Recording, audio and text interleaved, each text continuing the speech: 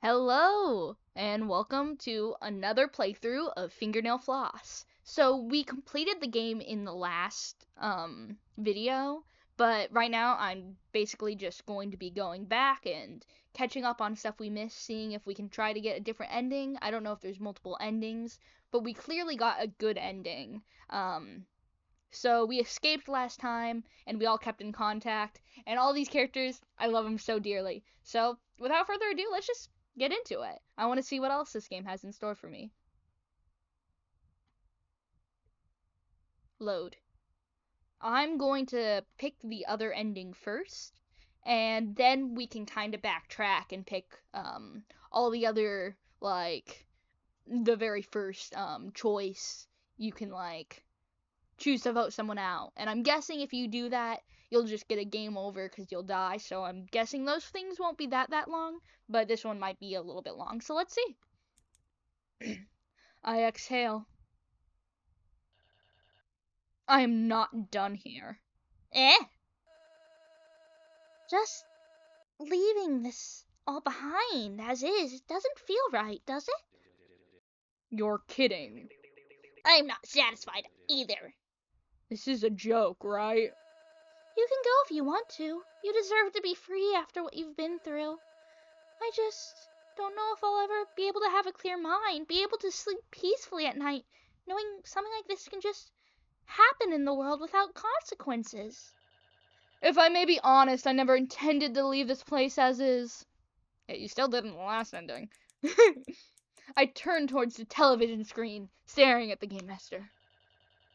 Frankly, I don't care too much about the testing. I don't care much about the harm you've done to this world. I simply don't like you. Your demise, the end of this company, it's beneficial to me.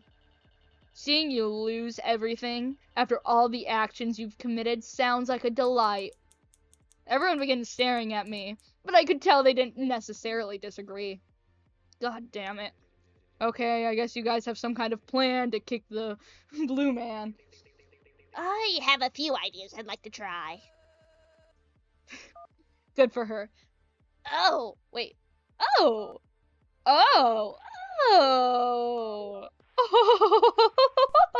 Oh! I like this! I didn't like his reaction, but I wasn't willing to give up. I admit I was hoping for some more fun as well. I suppose I can call my paid time off. Time to enjoy myself. This group of fools plan on joining me on my crusade despite my selfish reasons. They're insane. I like them. I like them too. Our goals are mutual. Our experiences in this horrible game are mutual. I would say some had it worse. I felt a strong sense of kinship. I can't remember the last time I felt something like that. It appears I've judged him far too quickly. He really did. You know, magenta. do you have any ideas on where we can locate this broken clock phone man? We asked nicely. No good. How about rudely? Definitely a good alternative. I can hear you. I'm right here. Grinnell walked towards the television screen and gave a light bow. Oh, terrible, ugly, blue phone man. Will you please lend us to your destination? Wow, seriously? Sure. One of the walls on our side began to split open. I'll be waiting for you. You know, press the power button on the television screen. I'd prefer we do this quickly.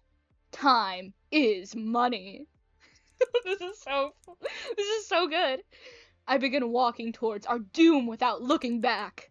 The footsteps of the other quickly followed behind me. Let us end this disgusting company. Yeah, I'm hyped. This hallway has a loud mechanical ambiance. It was clean, unlike the other rooms. The exit was far but within vision. I'm pleasantly surprised. Ronald decided to join us. You look very determined to leave. Let's just say I feel obligated. Are you sure you want to go with us? Yeah. Why is that? 'Cause What a simple-minded creature. I admire his compliance and forward way of thinking. I like him. So, you stated you had quite a few plans. Sort of. Sort of. You gotta be kidding. Sounds good. I only know as much as you guys. Give me a break. But you... We cannot predict exactly what will be ahead of us. We will simply improvise and act accordingly. What a fancy way of saying to bullshit our way through this game, Masters. It doesn't sound like the greatest plan, but with what little we do know about the Game Master, I guess it's warranted. Reginald smiled. It seemed like their minds were one. Very well. Very wise. And we kept walking.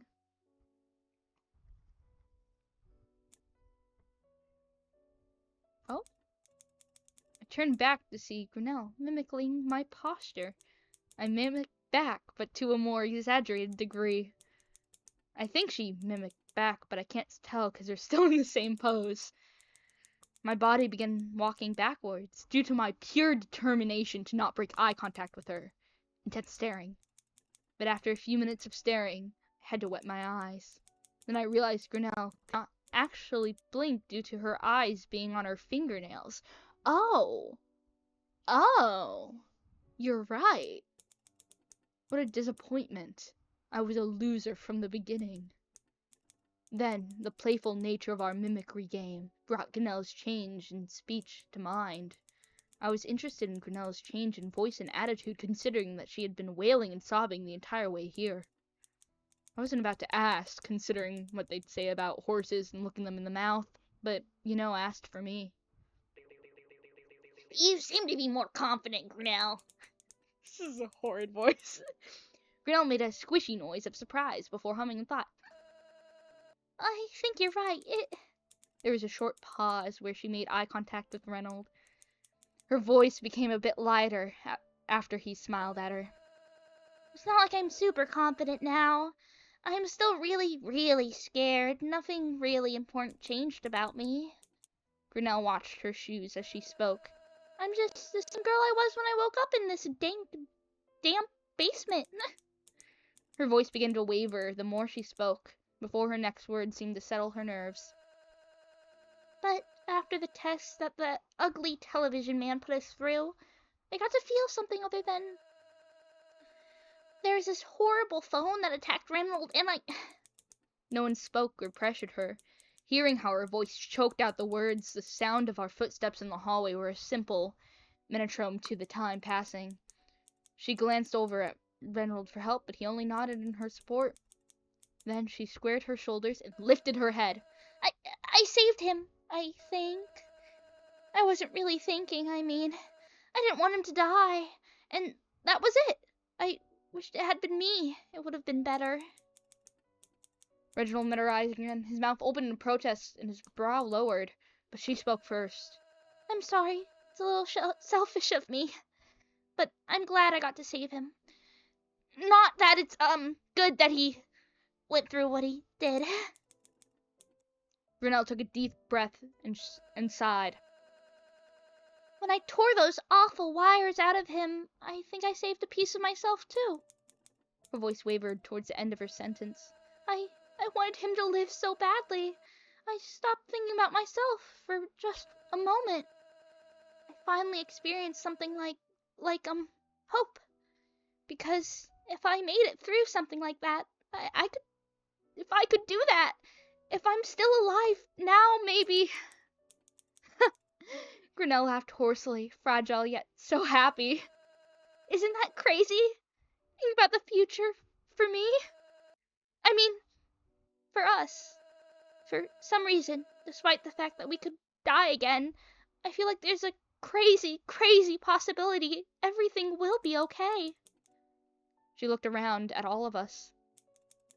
Was not silently crying as he loudly sniffled into a tissue Reynolds gave to him. Nothing is ever for sure, but... What a strange creature she is. It appears Reynolds' ability to move forward without thinking is infectious. As the end of the hallway came into view, so did another set of doors. She ducked her head down again, hands tangled in her hair before letting go. Sorry, I'm not super put together. Renaud fell into sleep with her. Oh, nope, not at all.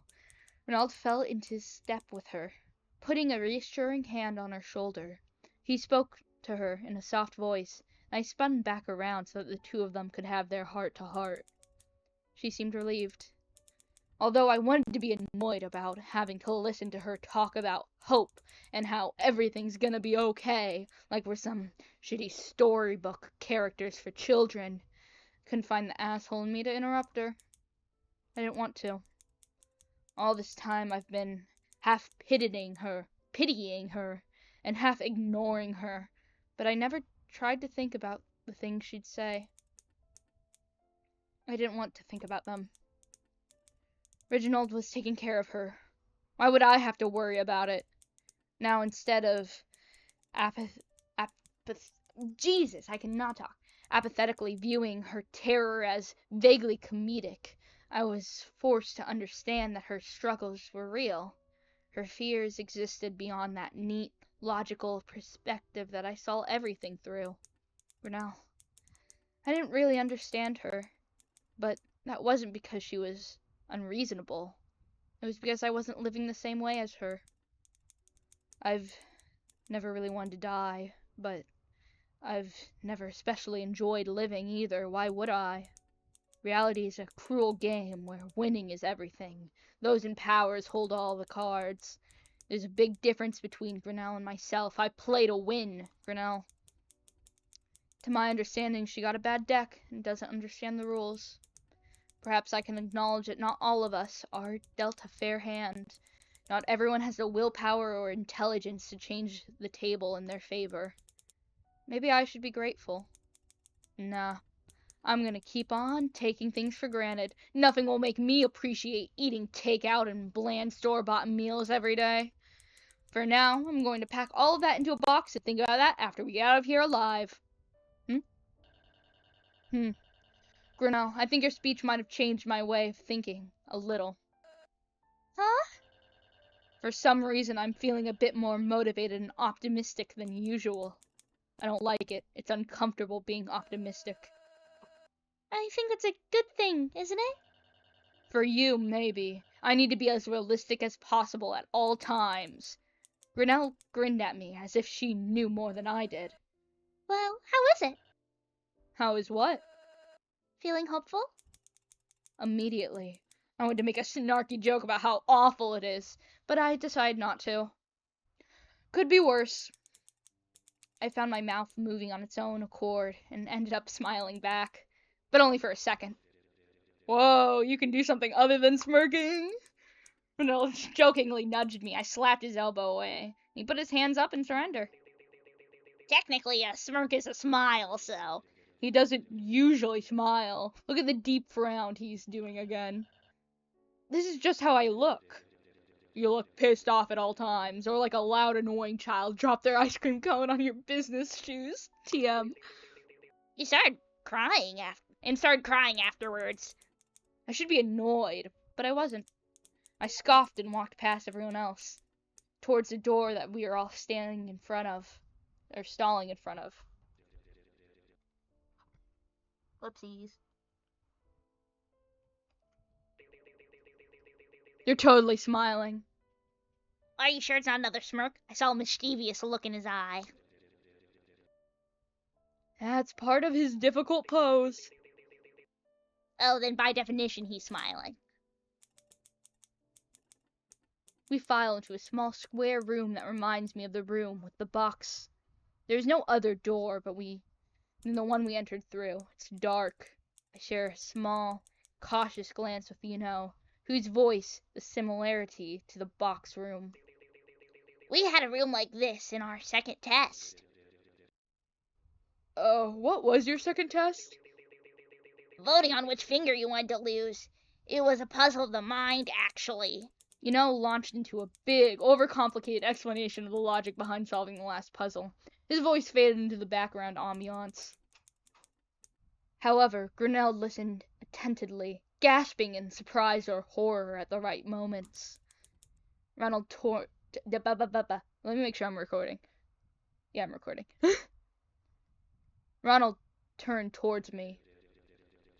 Based on my horror movie experience, I'm experiencing another test. Probably something really crazy. What do you think will be next? None of us has been eliminated yet, and I'm not sure if that's what the GM wants. I crossed my arms over my chest as I thought to myself, and the others quietly spoke. They weren't confident, but they were visibly less afraid and shaken than before. I couldn't help but feel a sense of doom. It was too risky to fall into a sense of security after what we've been through. Ronald was the least confident of all of us. Shifting from foot to foot, I could see blood staining his cheeks. His eyes hadn't stopped looking around the room since we came in, looking for something in particular. When I looked over at the others again, I could see that they were all equally tense. We're clustered together, like they're going to separate us again. There's safety in numbers, and humans normally feel as packed animals. No, humans naturally feel as packed animals, especially in dangerous situations like this. Something's missing. Ronald voices his agreement. Maybe it's a hidden mechanism? That would make sense. Everything is made of tile. Even the ceiling was tile. I looked up and noticed a strange vent shaft. Let's look around the room. We tentatively stepped away from each other, but as we did, there was an ominous mechanical whirring noise. Reginald flinched back and almost stepped on my toes. Renelle jumped in fear and latched onto who was closest to her. Stumbled before righting himself back up and supporting Renelle. Is that supposed to happen? Renelle's voice pitched up high towards the end of a sentence. Whatever. It must be a hidden puzzle. Then the gas came.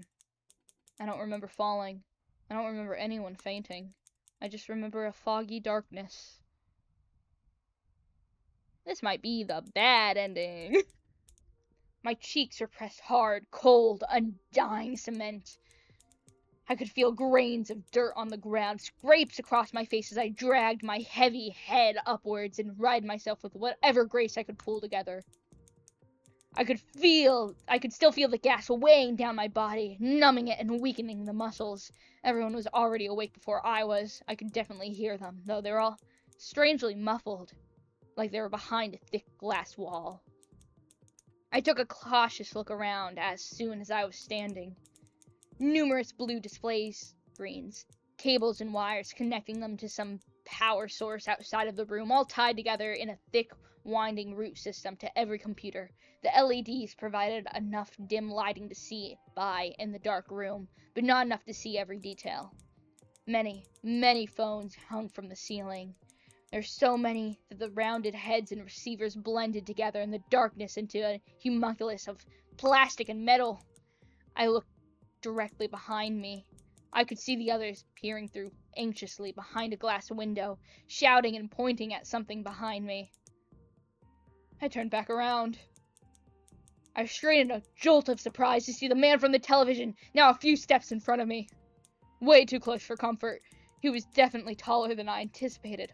Lengthy, and his suit hung off his wiry frame as if stolen. What's more is I could see the strange, paradoxical body signals from the way he stood. Proud spine, a chin that jutted out with confidence, feet apart, relaxed. But his shoulders were slumped with exhaustion, the way he swayed from side to side as if hung by a string or a wire. The hand holding up his strange clock face. Was the main point of his strength on his malnourished figure? I almost wanted to glance up at the rafters to see if he was perhaps connected to a giant machine or battery, but I knew better than to look away from an active threat. Black Magenta, we finally speak face to face! So much to say, so little time. Not really, though. I can keep you here as long as I want. But you don't mind. Seeing you up close is so satisfying, VM. I can see the black pores on your skin. Oh, I can smell them so well through my phone holes. What the actual... Shush, VM. I'm just taking this moment for about 10.5 seconds. Alright.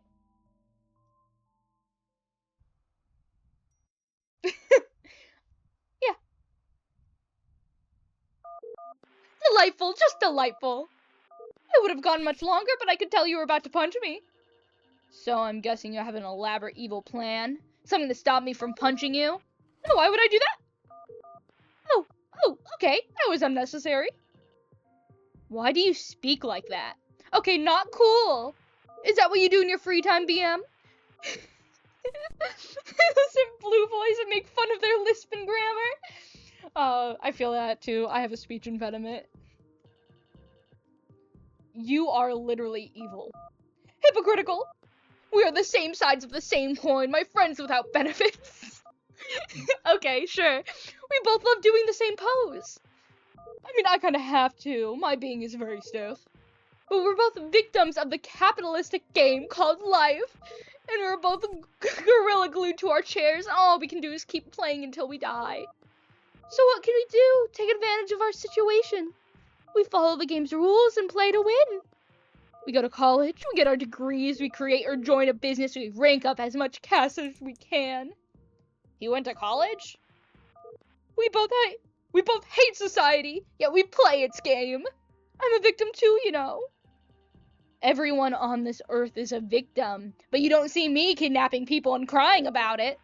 I didn't kidnap you to criticize my coping mechanisms. Please, just skip to the point. You're probably thinking I should just skip to the point. Very well. When I first met you on the beach... The what now? I thought I had found a suitable vessel. Despite the sun beaming down on both of us, your suit remained completely on.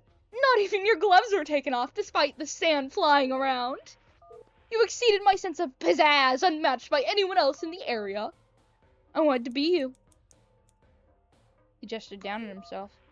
I wanted to be just as dark and cool. He gripped his fist. But before I could approach, you were suddenly gone. Despite staring at a prolific smartphone company, I never got your phone number. So, I could not meet you ever again. Okay, I'm starting to get a little weirded out. I did not know if you were even still alive. Wait, a timeout. What? What are you saying? You're just saying words. Are you serious? I literally spent years. Please simplify it to 2 sentences or less. Very well. Hey. Huh?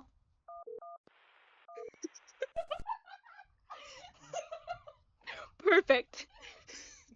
And now, though you and I have this history, we are enemies. I generally have no recollection of that scenario. You, Black Magenta, are my rival, and you will die for it. He's ignoring me. Unless... Lights glinted off his face. You are truly suitable. Not as a puppet, but as a formidable nemesis. I felt my heart vibrating in my chest. Welcome to Trivia Night at Pinecone, Black Magenta. Answer correctly in 10 seconds or your heart explodes. And I will wear you like the flesh suit you are. What is my name? Oh god, I have dyslexia. It's this one. Oh, it's this one. You do know my name. True or false? Under Selection 3, Part 3, 2 of the Terms and Conditions, the client agrees to bodily possession. Yeah, of course we do. Looks like you can phone a friend. I immediately pick up, expecting to know his nasally voice. Oh, he is nasally. Great. He babbles out the answer, but... Under Selection 3, Part 2, in the Terms and Conditions. You explode from the inside out. Dang it. Silly, silly BM. You should have kept your eye on the clock. Dang it.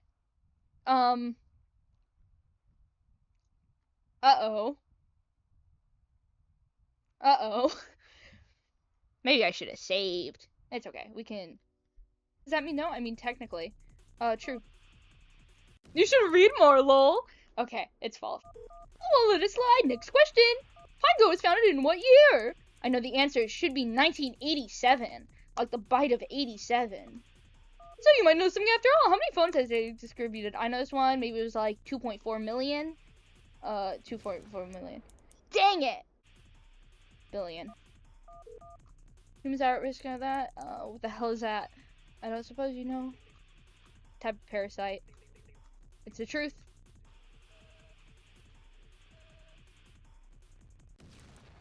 Dang it! Okay, so no. It was no. Obviously 10 years. Isn't it 6? I thought it was 15. Okay. Am I handsome? Very. No. No. Yeah. That's what I said! It's the first step of impelling. What the hell is that? It's a corpse preservation. Who found Detroit? I did. Did you? Dang it, I didn't! Am I handsome? What if I say pretty? OMG. What is the first? Okay. What the hell is that? Was that? Yeah. Who founded Detroit? Probably that guy. I don't know who that is. Dang it, I also don't know who that is. It's phobia, fear of being without your phone. No one did. Oh, damn, I do not know this. No, silly Billy. No, silly Billy. Okay. Dang it. Nope. Ah, I know this one. Okay. If they created it, then it would be 1987, right? Dang it. Well, if you know that one, why didn't you tell us, dude? It's 4. Are you sure? Well, no, it could be 5. And the one guy had hung up. So what, it's 4 or 5? You exploded. It's probably 4. Yeah.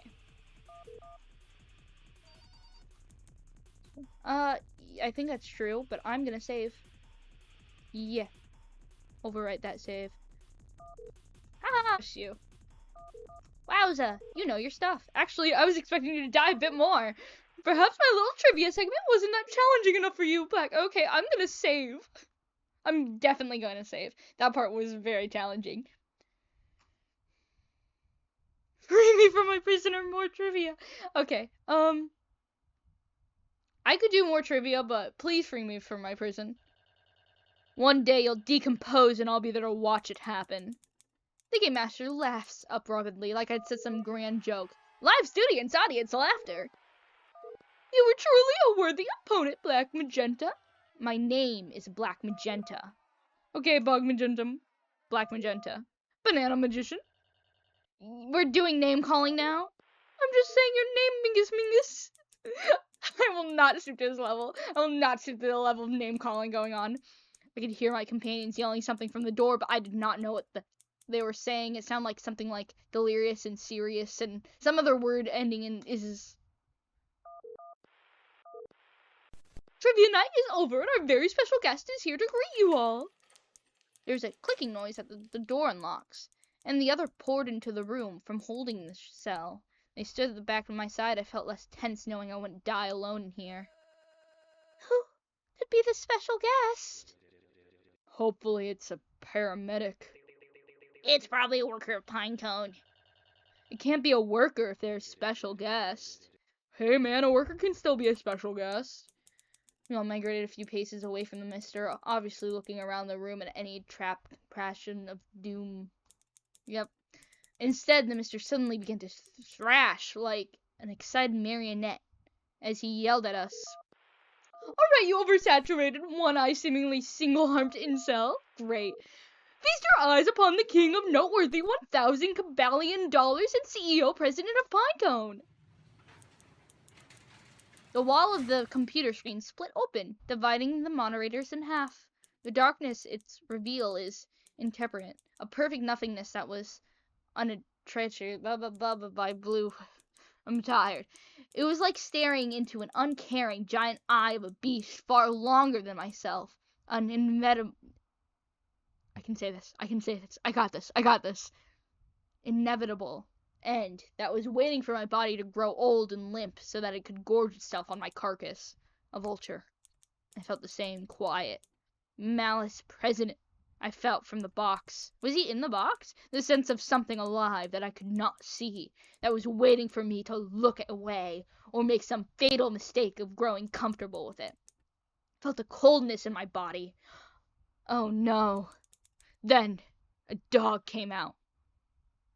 I mean... Before we could say anything, the game master picked up the dog and left the room through an out-of-service elevator. That's it? Was that the CEO? No way. The Pinecone CEO is the game master? But that was the CEO, John Pinecone. I get it now. Genius. I was sure he was human. He was clearly hiding behind a public facade to increase his net worth. Ah, yes, John Pinecone. I knew it was him all along. Reynolds scratched his head, adjusting his beanie. Well, does that mean we can go home now? Sound came from my mobile device. That notification, it says disconnected from all of our Bluetooths. Are we really free? It seems too easy for me. The bombs are still there. If they want to, they could just use the bombs again. Well, actually, according to the terms and conditions, if you survive an experiment and win a death game, you're free to leave the premises and enjoy your brand new Pinecone sample technology. But we still have bombs in our chest. Maybe we could all go to surgery together. It'd be a lot cheaper if... In that case, let's all trade numbers. Yeah, we're getting his number! This is a good ending! We added each other's contacts to our new smartphones, considering that the menu that had popped us before was now gone. I suspected the menu was connected to the Bluetooth bombs, but we didn't save any phone numbers. Now that that's all done, let's go home now. Agreed. Oh, this is the best ending we could have possibly gotten. We took a moment to figure out the way out of the building. Eventually, we found ourselves walking through the same horrible rooms as before. There was a strange sense of foreboding, evoked by the stillness of each contained environment and the missing traps within each one. Like death was above our heads, watching us go, with no knowledge that we could be killed at any moment. Still, my companions spoke amongst themselves, absent-mindedly. They seemed much more relaxed now that the mister supposedly left the building, taking his deadly... don't know why I clicked that. Every blank TV was like a wilted head of the game masters. After all that, I think maybe I'm going to take a really big nap. I got work tomorrow. Reynold, is your eye okay? Maybe. Can you see okay? Sorta. Not really. We'll find out sooner or later. Guess I'll keep you guys updated, huh? Yep. I'm glad we can cheerfully bond over the bombs in our chest. Yeah, we can. Oh, we found ourselves in the basement, where it all began. There was a wide open door that was definitely not there before. We stopped before it, though Reynolds was out of sync. I got a notification. We glanced at each other cautiously, trading in suspicious looks. What if this is a trap? Then it's a damn good one, that's for sure. This game master didn't even tell us whether or not we were free to go, or where to leave out of. But you know that we succeeded in our experiment, right? So we should be home free. Worry twisted, his mask. We should be. The only other option is to stay here and rot. I say we leave. The others looked amongst themselves before coming to a consensus. We are going to leave. Even if they wouldn't leave with me, I would have gone without them. Not without some remorse, but I'd rather die trying to escape than die waiting for an order. Let's go together then. If there's someone waiting out there to attack us, they can take us as a group. Sounds like a plan to me. Hey, look, he's going along with our plan now. We left that hellscape that was the Pinecone basement. Soon after, the sleeping gas hit us. Again. Even though we had suffered it once already, we succumbed to it anyways. We woke up in our beds, tucked in, as reasonably safe as anyone could feel in their own home after knowing someone had snuck your unconscious limp body in. We won. Of course we did. Grinnell forced me into what I believe millennials call a group chat with the others. I graciously paid for her therapy in exchange that she stopped sending these revolting emojis. I lived. She convinced Reynolds to get surgery to remove the bomb in his heart. Makes sense. He sent a selfie in the group chat of the bomb squad assisting the paramedics in removing it from his chest. He refused to be knocked out during the procedure due to the extra costs. Good for him. I was able to stay in contact with, yeah! I finally asked him my burning question of what bothered him so heavily towards the end of those cruel trials. It appeared neither of us were satisfied with ending everything there. That living on would feel disgusting if we had lived in a world where Pine could still remain dominant. That's why he didn't give us our phone number in the last ending. We are very different beings, but perhaps our worldview isn't too different. They're literally like the same, just one's a little bit more stubborn, maybe? He became a professional enigma, an urban legend as a shady salesman. He sold masks, unexplained pockets filled with blood, smartphones, and DVDs with pirated movies installed. We kept in touch. What bothers me is that Pinecone was not completely destroyed.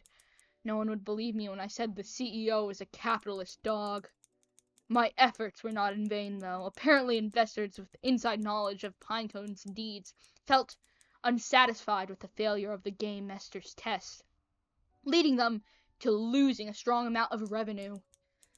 I continued on to become a fine businessman. With bribery, I was able to convince as many dentists as I could to approve of my product.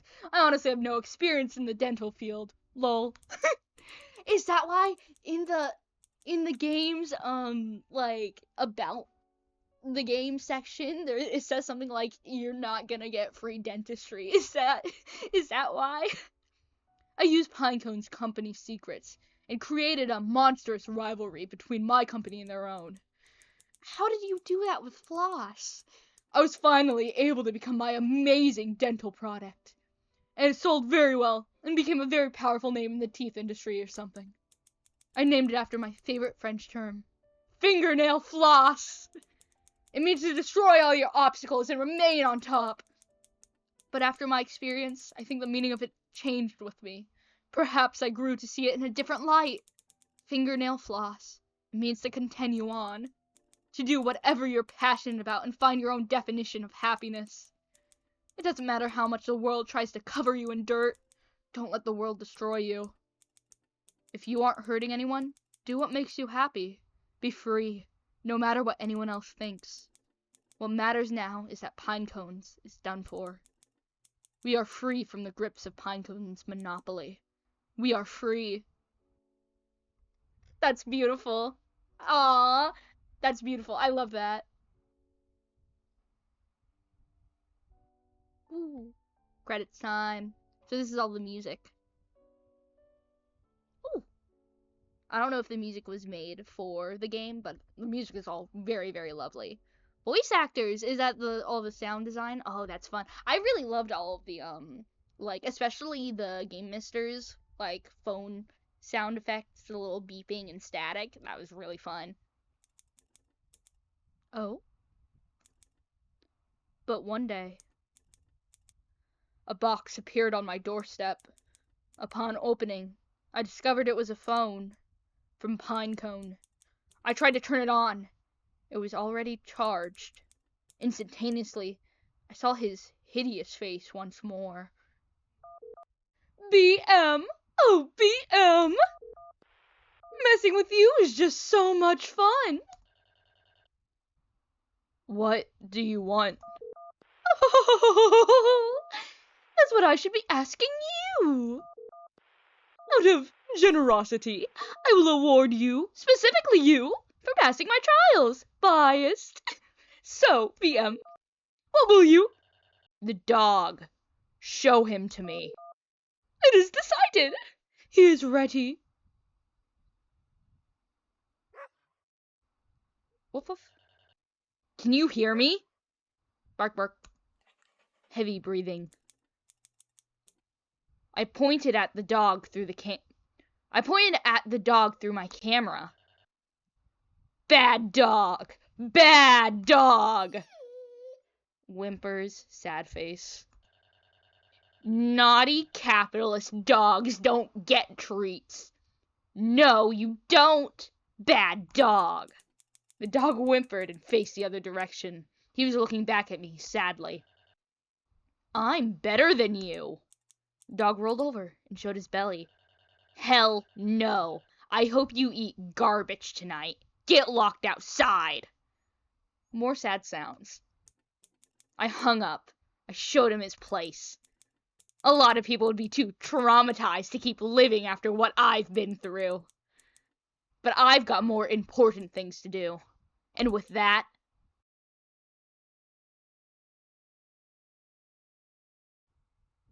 Thanks for playing. oh, wait, why is she on the floor? And that's it. That's the game. Alright. Wait, I'm clapping.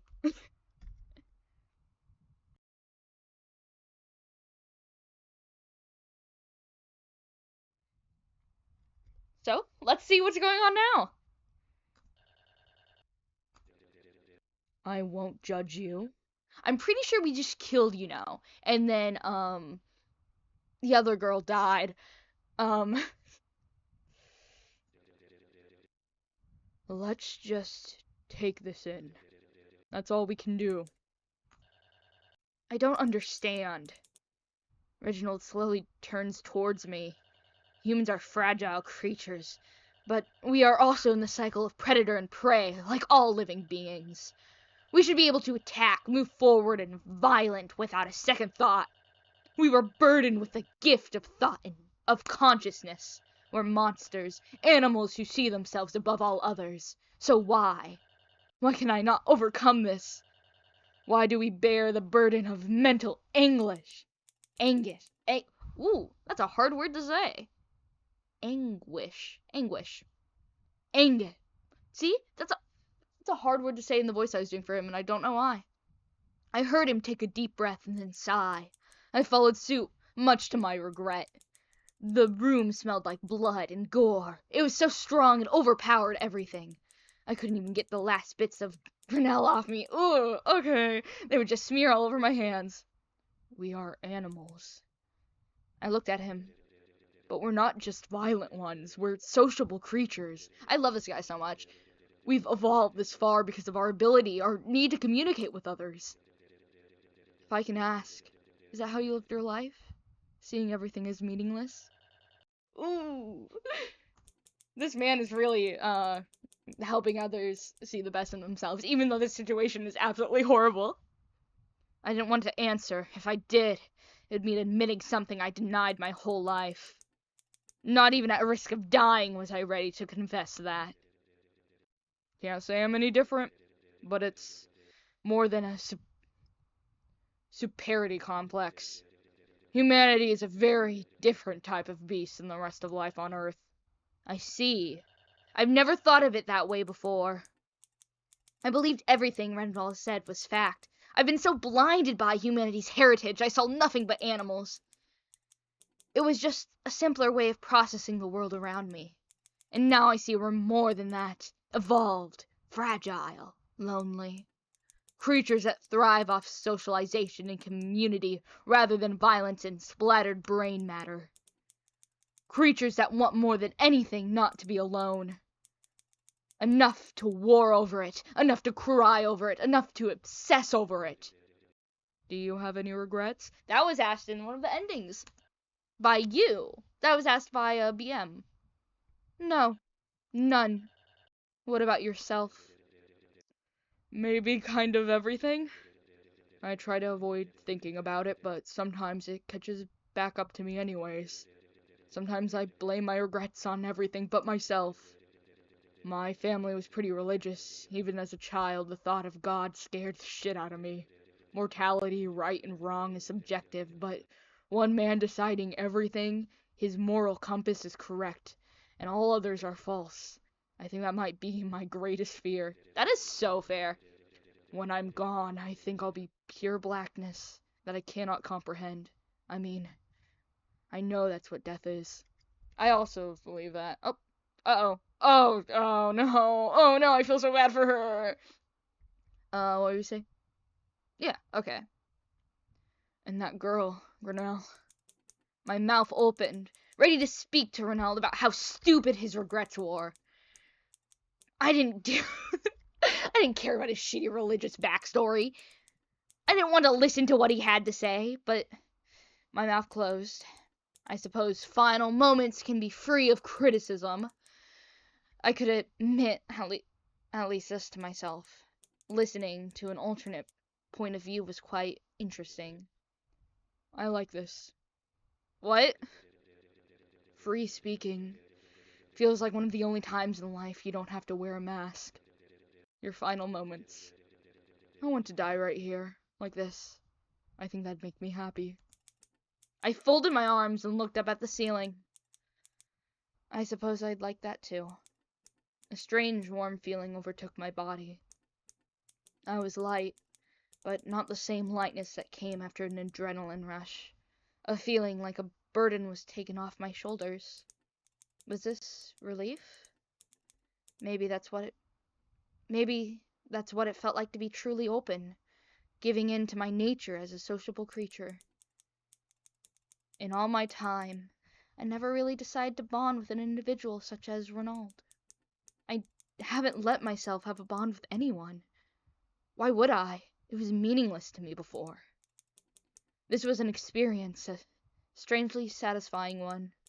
Perhaps seeing my faults as an individual is a fitting end.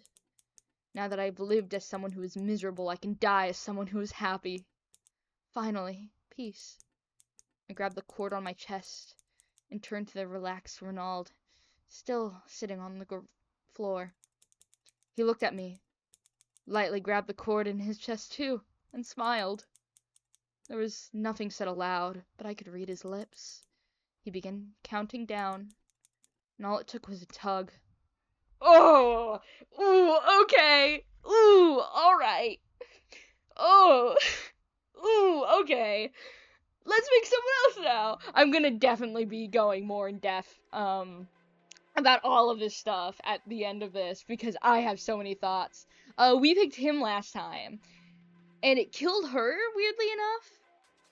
I'm guessing he picked her. She picked herself, and we were the only ones. I don't know. Okay, who should we... I don't want to kill any of these guys. Now I feel bad about it. Oh, I'm sorry, let's go in order. I voted for Ronald. Everyone else's vote became white noise to my ears. It felt as if none of it mattered. All I could process was 2 rings coming from his chest. It happened so fast. We had to drag the girl to the next room. No, they're friends. I wanted nothing more to leave her, but I decided to show pity. Once we entered the room, a plug came into my chest. All of our chests. It locked onto my heart. The girl screamed and... Oh, she must have tugged it out. Dang. I voted for the girl. Admittedly, she's the most useless out of the 4 of us. However, I did not wish to deal with the consequences. My mind went a bit blank, likely from the adrenaline rush of selecting her name. I closed my eyes and kept my hands together, waiting patiently. My ears began to ring, but I refused to acknowledge it. Her demise was loud, explosive, but I refused to acknowledge it. The room eventually became quiet. I glanced toward the entrance of the next room and saw proceed. It appears Reznor chose to stay behind with me. He appears to be in distress. I simply chose to enjoy the air a bit longer before we continued. The room became a lot brighter. Completely out of the blue, the door slammed on its own, making a loud mechanical lock sound. This is really interesting, because when we pick we go with him to the room with the box, and we're getting the room that him and Grinnell... Yeah, sure, that's her name now. We're getting that room where they had like the plugs in the eyes now. So that's cool. That's cool that we're getting this. Oh, did we miss a chance to participate in the next test? Ronald was still trying to recover from his vomit session in the corner. I don't know what's going on. Nothing was happening. Clearly the game master had More uses for us than letting us rot. What's next? Suddenly, a loud sound of a piece of metal falling echoed across the room. It appears that a new mobile device has fallen from the ceiling. Reynolds is still recovering, so I took the liberty of picking the phone up and investigating it myself. Definitely a phone. Yeah, okay, dude. Go, girl, give us nothing. I rotated it, he said, and then we see her. Instantaneously, a cord flew into my eye. Oh, it's him now. Another into my mouth, and then another, and another, and another, and another, and another, and another, and another, and then another, then another. I tried pulling the cords out as fast as I could, but it was no use. I felt the bundle of barbed wire being forced down my throat, tangling my insides. I could feel them, each one. It burned so much. It hurt. Cords began piercing my eardrums. I couldn't comprehend what was happening. It hurt. It hurt more than anything I'd ever experienced in my life. Cords began to shake. I couldn't see or hear anything over the blood rushing to my head, then pounding, tinkling noise inside my skull. I think it was Reginald finally coming to aid me. I could hear the bear's muffled tiny bits of his voice as he screamed. Didn't last long, though. I assumed he also fell victim. When I tried to speak, there was nothing but gag drool and unspeakable anguish. I can't think.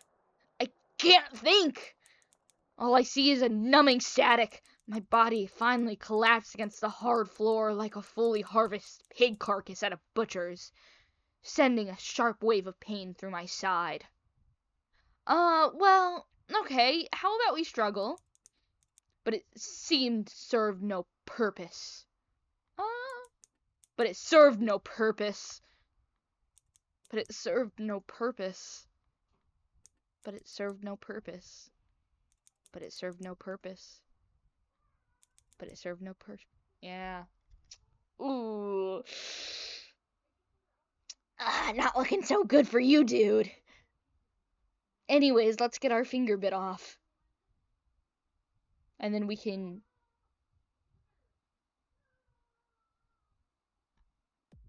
Anyways, let's stick our finger in the box. Fair reaction. Oh my god. I pulled my hand up from my side and with it my phone. Sputtered. What are you doing? How bad can it be to lose a finger? Well, actually, the human body can die from blood loss in 5 minutes, so, I'd imagine pretty bad. Psh, I won't die. Yes, you will. I like this sprite a lot. That's really funny. I'm built different. Broski, he's built different. I guess I'll save it here, just in case. So I guess I do consent to losing my limbs. An electronic chime sounded from my phone. It cheerfully told me I could put my finger into the remote-controlled, Bluetooth-activated guillotine machine box whenever I was ready. Once the motion sensors and x-rays confirmed my finger was inside the box, it would let me press a button on my phone to amputate myself. Somehow that felt worse than anything else I was expecting. Yeah, that is pretty messed up, man. My phone lit up with a Bluetooth request. I pressed accept, and opened up to a simple screen with a grayed out button labeled go. Stared at me in horror, and his voice was high-pitched. It's been high-pitched. Are you seriously doing this right now? I had to think of a quick and witty one-liner, but admittedly, my brain was a bit scrambled. Fuck it, we ball. Good for him. This game, I have to talk more about this after, but, I love this game. My hand shook as I lifted the box curtain open. The material of the curtain was soft and light as I brushed it aside, and inside the box was much cooler than the rest of the room. The screen of my phone lit up as Go button turned on, the letters now bright white. I gingerly lined my pinky finger up to the dot. It's only a pinky. White line inside. If I was going to choose which one I had to lose, it'd be the pinky. If I opened the door, then it was worth it. I took a deep breath before I could exhale. I didn't realize I'd stopped breathing until... Broski, losing our pinky finger killed us. He is not built different. What if I don't consent to losing my limbs? Wait, no. This is stupid. What was I thinking? Would it be a big sacrifice to open the door? I don't want to do it. But I will if I have to, if it means going forward. You know, clearly isn't going to do it. Coward. Dude, you literally died. I've made up my mind. Dang. Yeah, we gotta die either way. There's no backing out of this one. Oh, that line was new. I think that line. But I'd take it if it meant getting out of here. What up with the Bluetooth request? Wait. Oh, shoot. Wait. Oh. Uh-oh. Let's go back. But my brain was a bit scrambled. Man, why didn't I think of this while debating whether or not to cut off my own finger? Yeah, dude, you should have been thinking of the witty one-liner. My hand shook as I lifted it. It had to be. It had to work. Took a deep breath, but before I could exhale... Oh, shoot. That's probably fine. I don't think he said anything else. But now I'm like, oh, but did he say something else? I'm sure it's fine. I'm going back. No. Would it be a big sacrifice? I don't want to do it. But I will. Yeah. That is fun. I like that there's a little dialogue. Are you serious? Man, why didn't I think about this while debating whether or not to cut off my own finger? That's pretty good.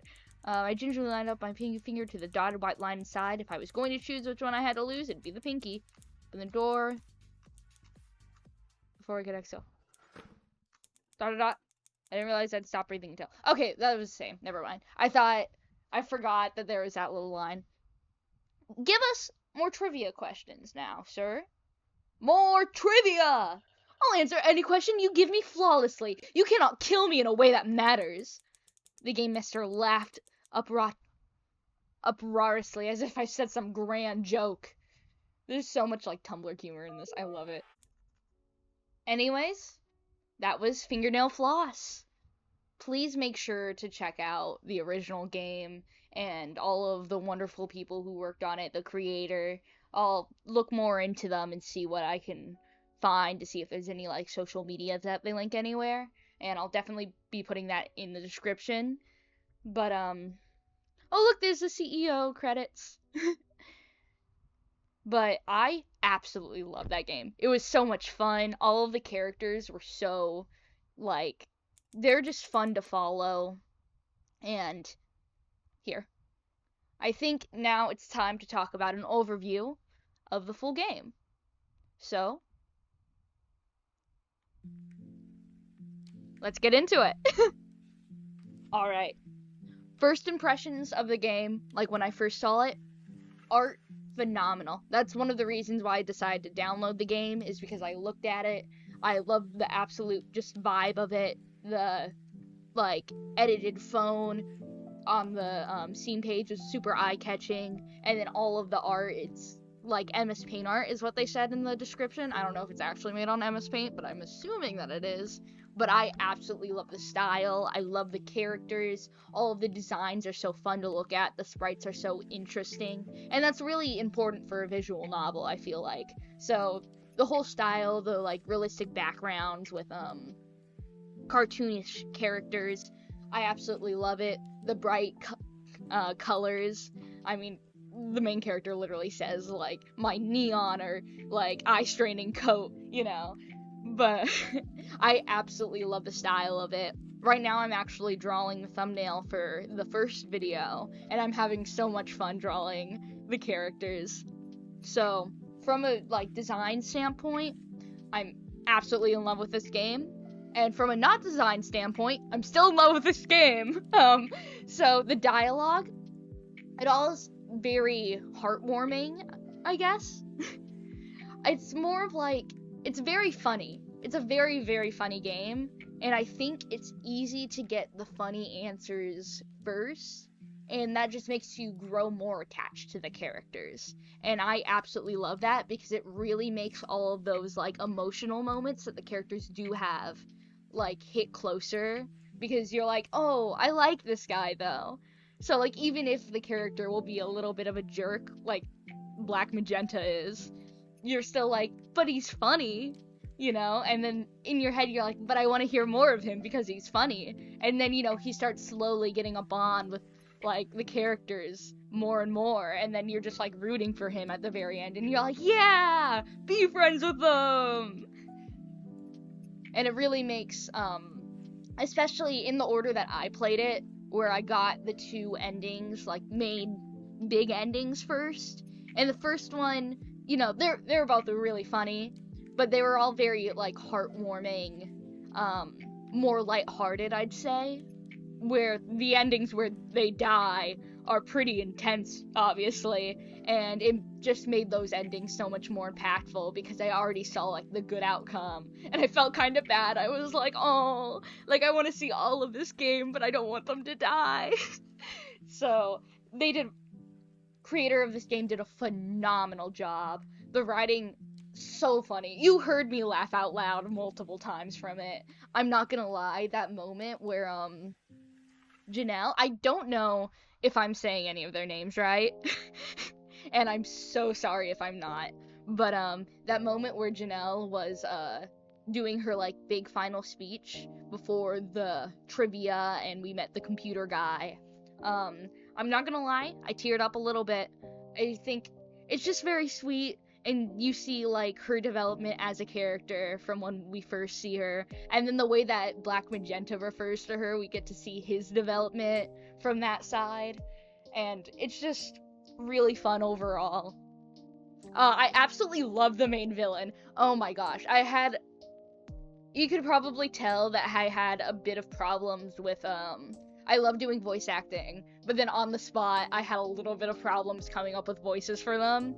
So, especially the computer guy, but I think at the very end I found something that I was quite a little bit pleasant with. I probably would have made a character British just to, because I had a lot of characters that had voices that sounded kind of similar. But that's a fault on me, not at all a fault on the game. That's just my playthrough. But yeah, I absolutely loved voice acting all of the characters. They were so much fun, and I loved reading through all the dialogue, and I love how the characters look, and it was just really heartwarming overall. And you know, some of the descriptions, real gory, real fitting for October, which is when I'm filming this. So I got exactly what I wanted, and just, if the creator ever sees this, thank you for making the game. It's incredible, and if you're seeing this and you're like, wow, I haven't played that game, go play the game!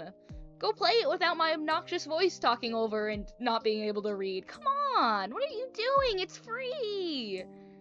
But like, go on. Go give the game a good review, and just, like, have fun with it. I absolutely loved it overall, and yeah, thanks for watching. And I hope you enjoyed this little mini gaming thing that I'm doing now. And yeah, anyways, thanks for watching, and hopefully I'll see you soon.